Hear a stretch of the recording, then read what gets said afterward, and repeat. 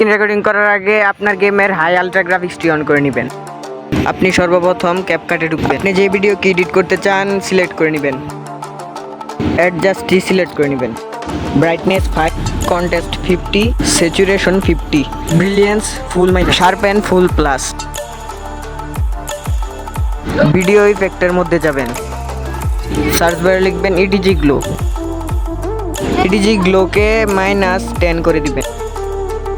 আবার সার্চ বারে লিখবেন ইডিজি শার্পেন।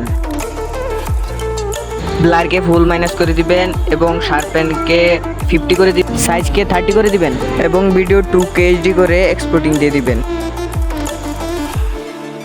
চলে যাবেন ফোনের স্ক্রিনে এবং ইফিকো অ্যাপটিকে ওপেন করবেন। এক্সপোর্টিং করা ভিডিওটিকে নিয়ে নেবেন।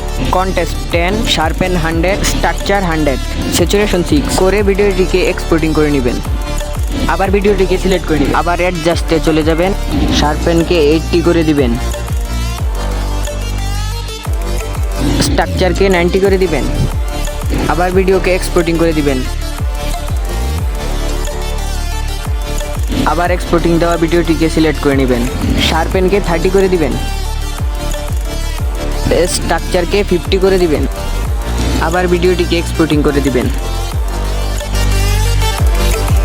এবার আপনার ভিডিওটিকে দেখতে পারেন।